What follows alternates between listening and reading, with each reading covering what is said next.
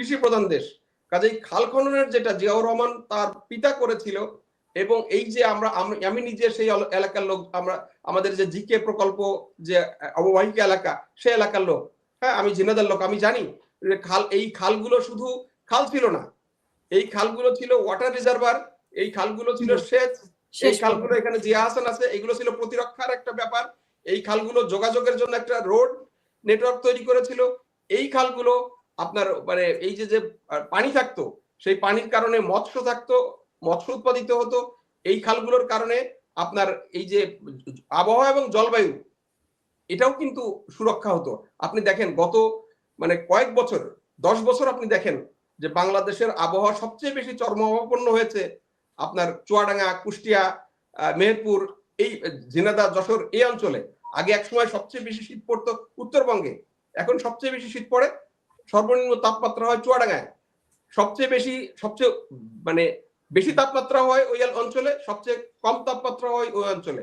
এর কারণ কি? এই যে পদ্মায় পানি না থাকা এবং গড়াইতে দিয়ে পানি না যাওয়া, এর ফলে যে এই অঞ্চলে আপনি খুব অবাক হয়ে যাবেন শুনলে, আমরা কিছুদিন আগে আইনুন নেশাতের মুখে শুনেছি যে ওই অঞ্চলে জনগণের মানে বৃদ্ধি ঋণাত্মক হয়ে যাচ্ছে। হ্যাঁ, ওই চুয়াডাঙ্গা, ওই অঞ্চলগুলোতে।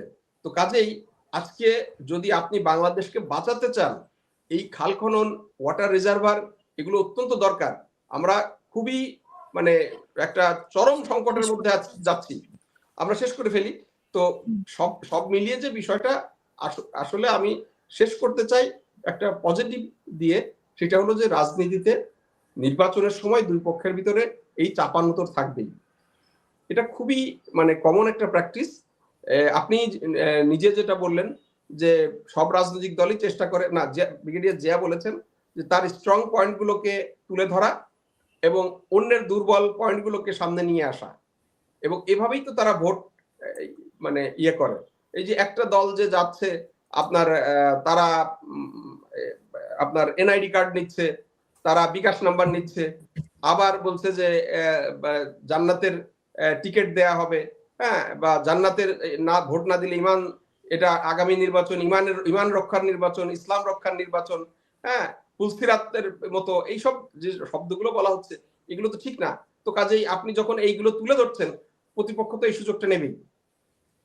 আপনার জায়গা থেকে যখন আপনি বলবেন, একদিকে বলবেন যে আমি এতদিন আপনি বলেছেন যে আমি আল্লাহর আইনের মানে শেখ হাসিনা যেটা করতো, সারা বছর ধর্মনিরপেক্ষতার কথা বলতো, আর নির্বাচন আসলে উনি মাথায় স্কার্ফ পরে হাতে তসবি নিয়ে উনি খুব তাহাজ্জুদের নামাজ ছবি মিডিয়া ছাপতেন। আর এখন এর উল্টাটা হচ্ছে, জামাত ইসলামী বা অন্যান্য যারা আছে তারা বলছে যে আমি শরিয়ালা, কোরআনের আইন, আল্লাহর আইন, এগুলো বাস্তবায়ন করব।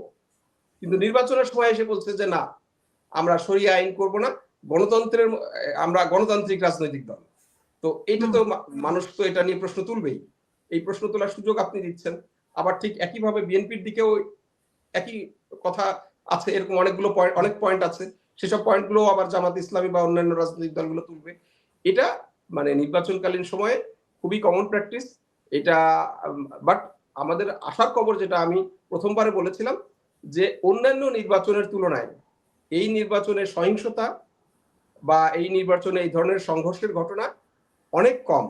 এবং এখন পর্যন্ত যে এই যে আমরা যদি বলি যে এই চাপানোতরের যে রেড লাইন, সেই রেড লাইন কিন্তু কোন রাজনৈতিক দলই ক্রস করেনি। হ্যাঁ, সেটাও আমাদের আশার জায়গা। আমরা মনে করি যে আমাদের প্রত্যাশা সব রাজনৈতিক দলগুলোই এই জায়গাটা মানে শেষ দিন পর্যন্ত, অর্থাৎ 12 তারিখ বা 13 তারিখ পর্যন্ত, নির্বাচনের ফল ঘোষণা পর্যন্ত তারা মানে বহাল রাখবেন এবং সুন্দরভাবে নির্বাচনটা হতে দিবেন। এটুকু বলে আমি শেষ করছি।